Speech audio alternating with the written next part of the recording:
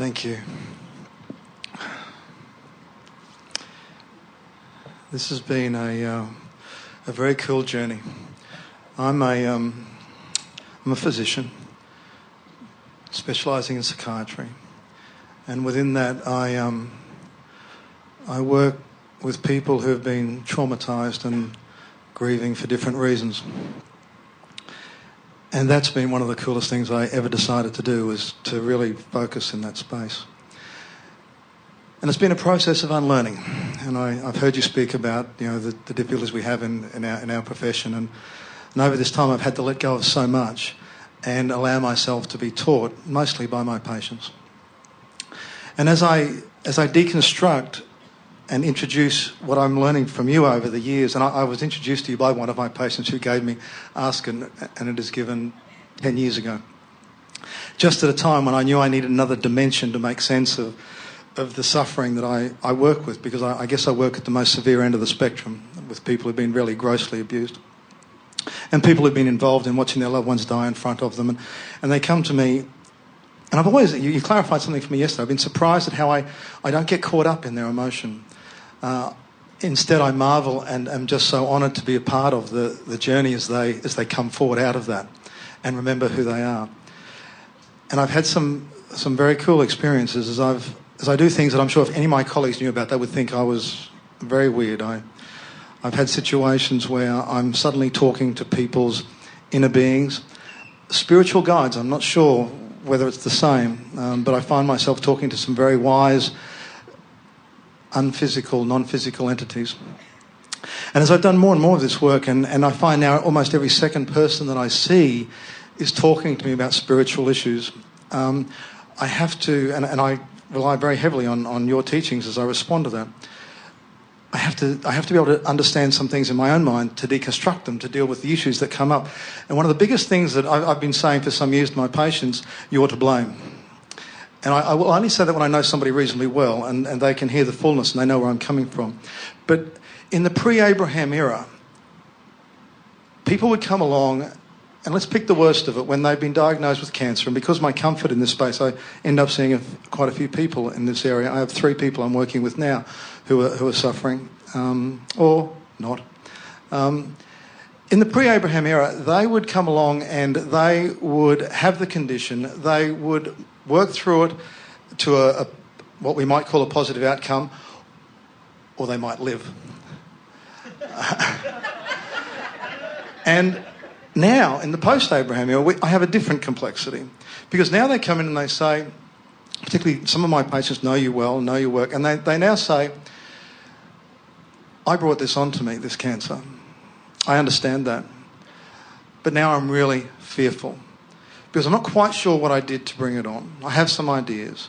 But now as I go forward, I'm really fearful that if I cannot move into the vortex, they won't necessarily use those words, but in terms of where I'm really fearful that if I can't get it right quickly enough, then I will bring an acceleration of this disease on. As I worry about it, it's not so much they complain. These people very rarely complain about what they have. They're fearful. And it's the fear that brings this back up for them. And that's the hardest part for me, because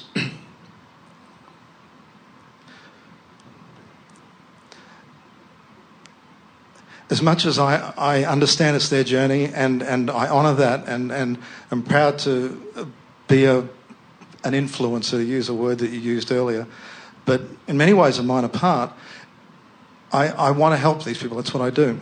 Well, think about the reason that reaches you there is because while you do understand that it is their journey, your part in their journey is to soothe their fear. In other words, you get it from top to bottom, that it's not your job to cure their whatever.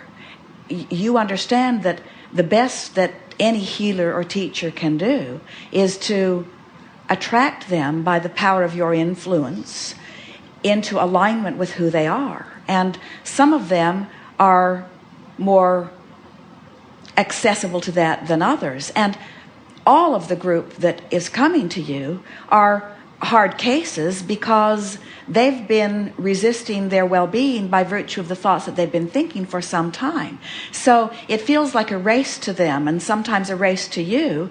How fast can we turn my thinking around to get a new vibrational indicator faster than this disease is progressing? That's exactly my first issue. You came up with 68 seconds as how long you need to hold a positive thought and it would start to come to you.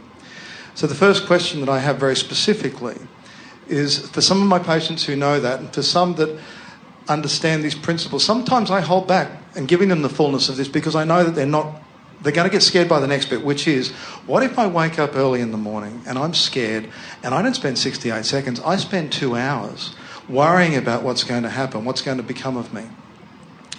Am I going to make this disease worse? Am I going to be able to win the race? So what we would say to them is, that's a really productive couple of hours for you, because during that time that you were feeling fear, you were in a more exaggerated way than usual, putting more of what you do want, shoring up your vibrational health in a stronger way.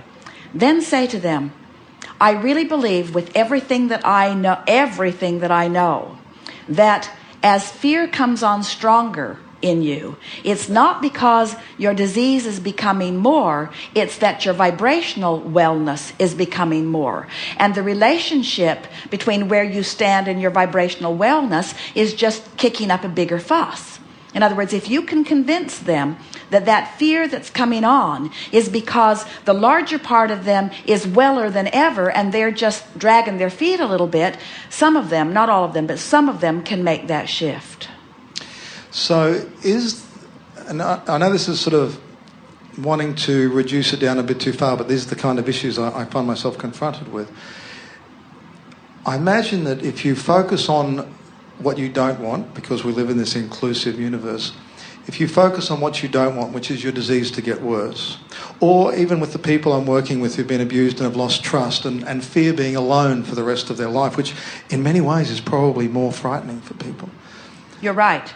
The question that I know sits in their minds is, until I work out how to get into the vortex, how long can I afford to be in this negative space without bringing it to me? It's like if you could, I almost think of it as a negative escrow. So just think about, now this is going to seem strange to you, but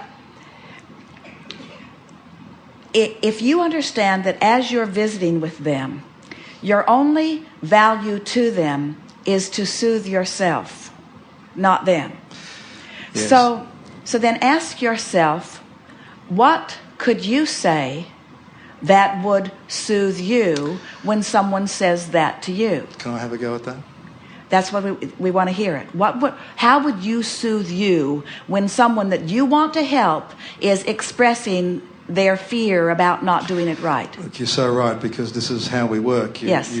And their issues are my issues, and my issues are their issues, because we're all one. But it's bigger than that, because unless you are soothed, you got nothing for them. Yeah. So the first step, second step, third step, fourth step, 100th step is you soothing you. Yes. What would you say to that? What sits in my mind at the moment is that, yes, you need to go through that, I love the simple term, the step one experience of being in that fearful place. But wait, too much thinking, too much, you too wouldn't much, be the first person too to much. say that to me. Oh, we're loving everything that's coming out of your brain. But the thing that what we meant by that is, in a soothing moment, less words the better. Yes. So, sure. So because it's you that you're soothing, it's you that you're soothing. So you're saying it to them, but it's for the purpose of soothing you. So you're saying, you got plenty of time. And your desire is strong enough that from what I sense from you, it's going to come into balance. And I don't think that we have any critical timeline here. I feel certain that everything's right on track with you. And it's going to be all right. You're going to find your balance. You will come into alignment. It will be all right. Now, I like that. But they say things. Well, and there's one point I would like to bring That's all right, because what they're doing, they're trying to defend their outside the vortex position. Yes. And you're trying to maintain your inside the vortex position. They're scared of their outside of the vortex position, because you've said that whatever you focus on will come to you. Well, then wait just a minute, Yes. because everything you're saying is right, but it's not helping. So just consider That's this. why I'm here. Just consider this for a minute. So your goal is to soothe you. Yeah. So you're saying, I sense it's going to be all right, and they say, I don't sense it's going to be all right, and you say, well, if you don't mind, this is for my stability.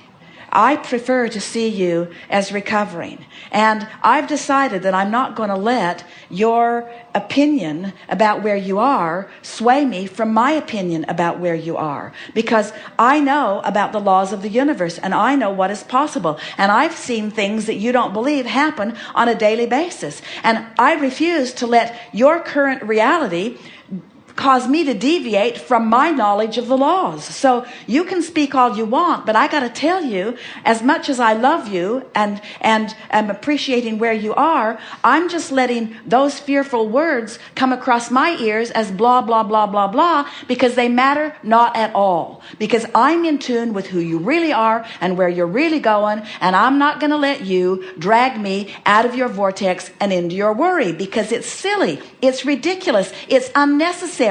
All you're doing is facing reality. And then say to them, and I got to acknowledge that many of my colleagues, in fact, the science that I have signed on to promote would also encourage me to face your reality. But if we face your reality, all you're going to get is more of the reality that both of us know you do not want. So there has to be another way of going about it. And the reason you came to me is because I don't feel your fear, because I know too much. I am not afraid for you. I am not afraid for you. I am not afraid for you. I am not afraid for you. I am not afraid for you. I know too much. I fear not where you are. I fear not where you're going. I'm not afraid for you. I'm not worried about this disease ravaging you completely and taking you out. I know too much about vibration, and I can feel too powerfully the intent of your being. I know how much you want wellness. I can feel how much you want wellness, and I'm in complete alignment. Before you got here, I spent an hour reveling in where you're going, and you're not dragging me away from what I know with this ridiculous what isness.